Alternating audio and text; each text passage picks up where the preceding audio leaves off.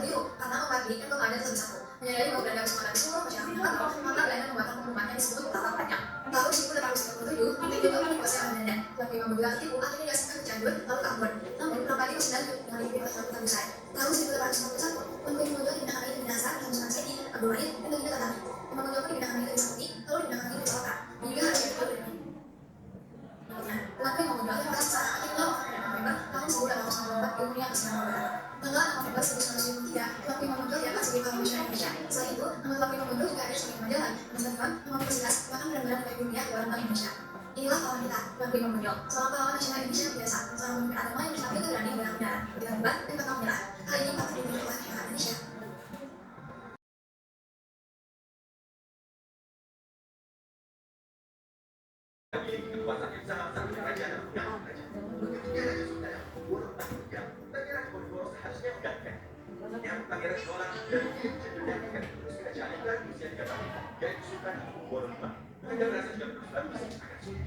Sehingga mereka menjadikan mati dan dunia lebih tidak dengan negara memiliki kekuasaan jauh lebih besar kerajaan NATO kerajaan.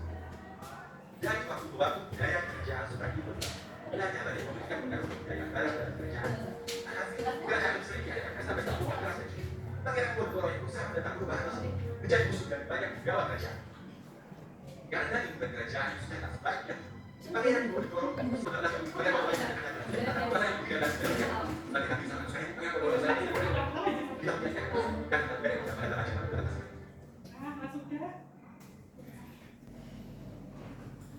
Nah, tadi kan kalian sudah melihat video animasinya ini.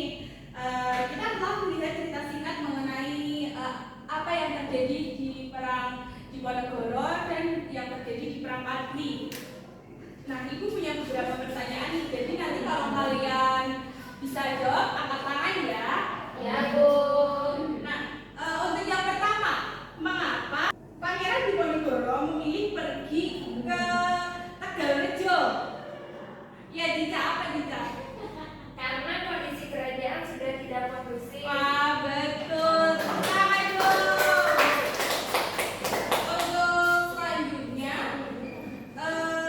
sikap apa saja yang perlu kita tiru dari Tuanku Imam Bonjol? Ya, Dinca. Bertekad kuat, gagah, berani, dan pantang menyerah. Betul sekali. Pertanyaan selanjutnya, teknik apa yang digunakan Pangeran Diponegoro untuk perang Diponegoro? Saya, Bu. Iya, Elsa apa? Ya, benar sekali. Nah, untuk yang terakhir nih, Ibu ada pertanyaan yang terakhir. Siapa yang menggantikan peran Tuanku Imam Bonjol saat terjadi perang Padri? Aku. Iya, Vicky. Tuanku Tan Busai. Iya, benar. Tadi kan kita sudah melihat dua video animasi mengenai perang Padri dan perang Diponegoro. Sekarang Ibu punya trik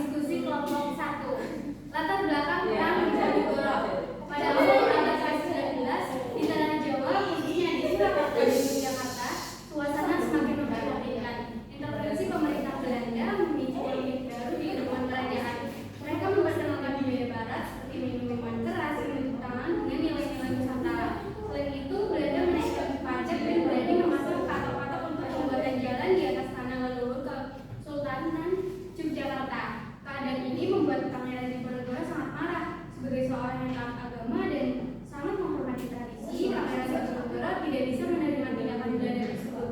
Dia menyatakan perang dan menggalang pasukan dari kalangan bangsawan dan rakyat yang juga merasa tertindas. Dalam pertempuran, Pangeran Diponegoro menggunakan taktik gerilya.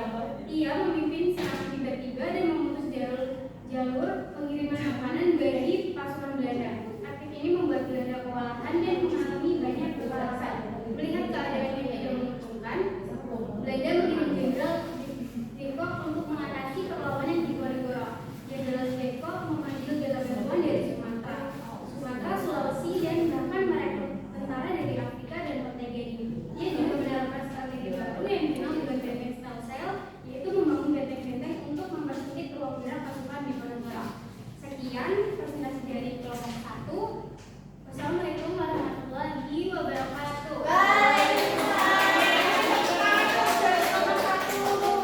Keren sekali penyampaian diskusi dari kelompok 1 ya. Untuk selanjutnya langsung kita lanjut saja buat kelompok 2. Siapa yang mau maju? Keros ya.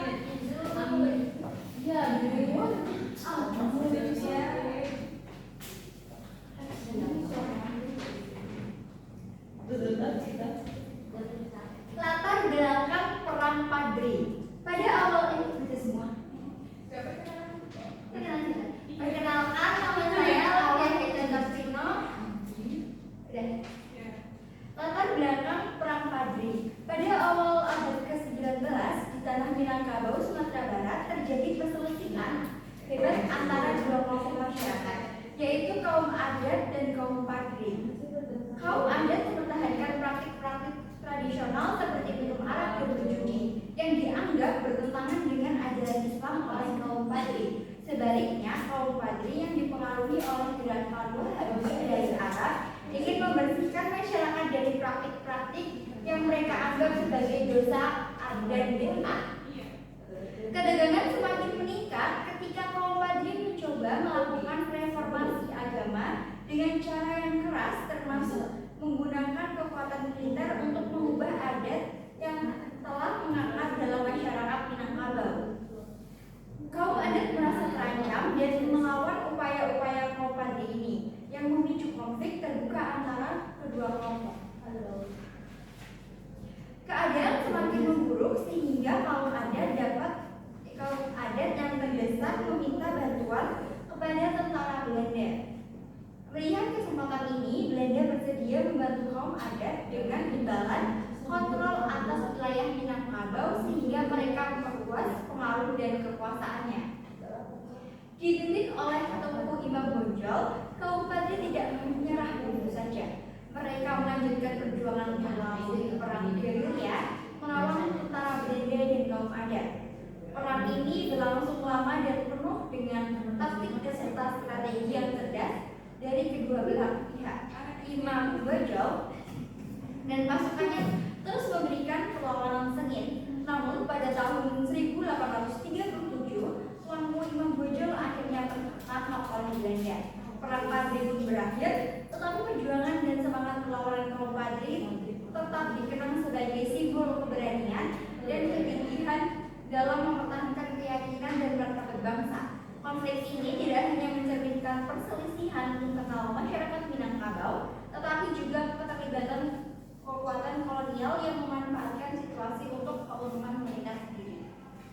Ya, bagus sekali penyampaian dari Lovia. Beri tepuk tangan buat Lovia dan teman-teman. Nah, sudah.